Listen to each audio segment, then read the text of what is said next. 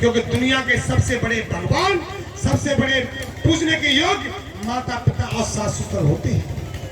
साथियों, समाज सुधार की बात आती है जाता, मेरा मानना है। रही राजनीति की बात, राजनीति की बात, एक जमाना वो था जब राजा रानियों के पेट से पैदा हुआ करते थे। आज उन रानियों के पेट का ऑपरेशन हो गया। आज रानियों के पेट से राजा पैदा नहीं होते, आज राजा पैदा होते हैं बैलेट बॉक्स की पेटी से। जो जिसको जितना वोट दोगे वो राजा बन जाता है। परंतु हम तुम लोग, सभी लोग राजा चुनना नहीं जानते, क्योंकि अपने वोट को बेच देते हैं नोट में, पूड़ी में, कचौड़ी में, दारू की थैली में। वोट को बेचना एक बेटी को बेचने के समान होता है। वोट की वैल्यू को समझो, क्योंकि बाबा साहब डॉक्टर अम्बेडकर ने कहा था दुनिया के अंदर one vote one value.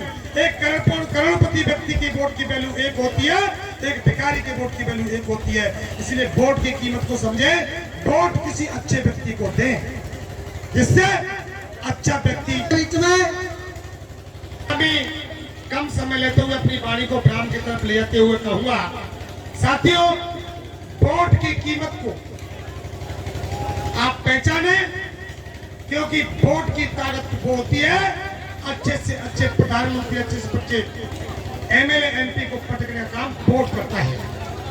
Vote को अच्छे व्यक्ति के लिए दें, सोच समझ के लिए दें, सोच समझ करके दें। इसलिए ज्यादा आग्रह नहीं करूंगा और कहूंगा, क्योंकि जो सफर की शुरुआत करते हैं वो मंजिल पा लेते हैं। बसंत चलने वाले का हौसला बहुत जरूरी है, क्योंकि अच्छे इंसानों का रास्ते भी इख्तियार होते हैं।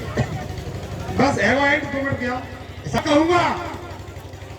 मैं बार बार इस बात को कहता हूं, साथियों, एक व्यक्ति खून पसीने की कमाई के साथ में जब चुनाव लड़ता है, चुनाव लड़ने के बाद अच्छे व्यक्ति को हम वोट नहीं देते, उस वोट को पूरी कचौड़ी नोट की थैली में बेच देते हैं। पर वोट को बेचने का काम नहीं करें, वोट अच्छा राजा बनाए। राजा जितना अच्छा होगा उतनी ही अच्छी प्रजा होगी, क्योंकि राजा हम चुनते हैं। राजा पंच राजा, सरपंच राजा, जिला परिषद राजा, उप प्रधान राजा, प्रधान राजा, प्रमुख राजा, एमएलए राजा, एमपी राजा, कितने राजा हैं। राजा चुनो, अच्छा चुनो, क्योंकि राजा चुनने का काम वोट से होता है। इसीलिए 2 शब्दों के साथ में अपनी वाणी को विराम देता हूं।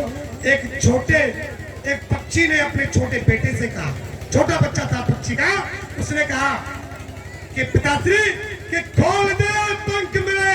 कहता है परिंदा, अभी और उड़ान बाकी है, जमी नहीं मंजिल मेरी, अभी पूरा आसमान।